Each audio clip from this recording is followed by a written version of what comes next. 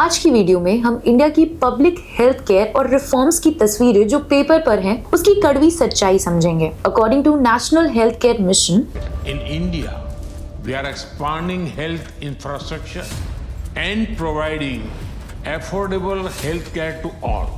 India में institutional deliveries 90% achieve हो चुकी है, लेकिन जब बच्चा हॉस्पिटल के सेफ बेड्स में जन्म लेता है, वो बाहर जब रियलिटी फेस करता है, समाज में जाता है, तो उसके पास एक न्यूट्रिशन मील तक नहीं होती। According to world health organization की गाइडलाइंस, मैल न्यूट्रिशन कोई छोटी मोटी बीमारी नहीं है, बल्कि it is the leading cause of child mortality.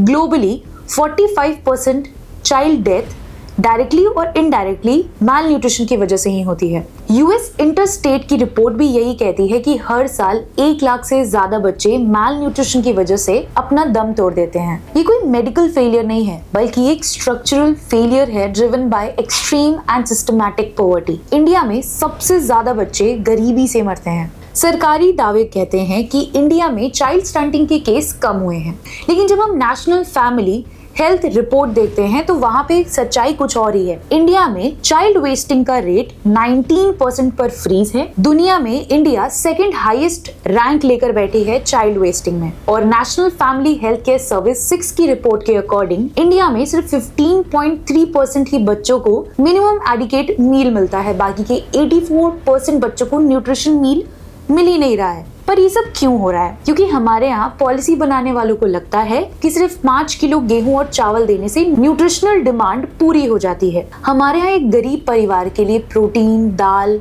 सब्जियां लेना एक लग्जरी है, वो अफोर्ड नहीं कर पाते हैं। इन पॉवर्टी लाइंस में बैठे हुए लोगों के लिए न्यूट्रिशनल डाइवर्सिटी होना एक बहुत बड़ी लग्जरी है। Now let's understand कि ये सब हो कैसे रहा है। सबसे पहले ऐसा नहीं है कि गवर्नमेंट के पास पैसा नहीं है, फंड्स नहीं है। सरकारी तिजोरियों से जो फंड्स बच्चों के लिए अलॉट होता है, वो बच्चों तक पहुंचने से पहले ही खत्म हो जाता है। कैसे?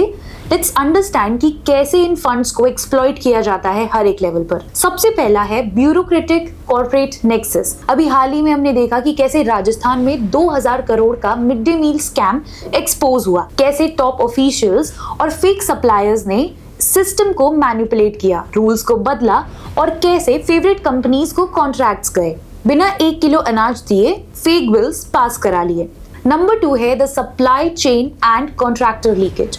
राशन पब्लिक डिस्ट्रीब्यूशन सिस्टम हो या फिर चाइल्ड डेवलपमेंट स्कीम्स हो, हर एक चीज को सिस्टमैटिकली डिग्रेड किया जा रहा है।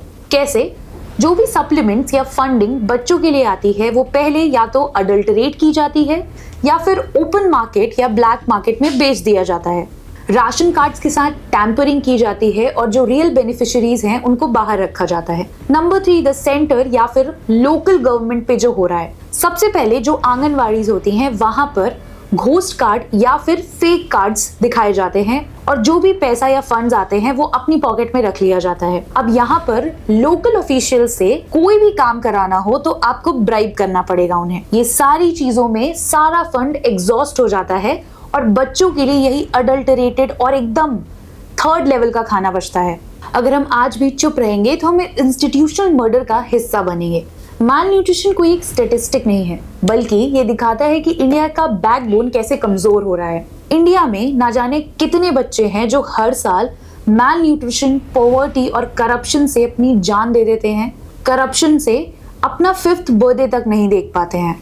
सो आप बताओ आपको क्या लगता है और सिस्टम को कैसे चेंज होना चाहिए। Till then, see you in next video. Like, share, subscribe, lock my college.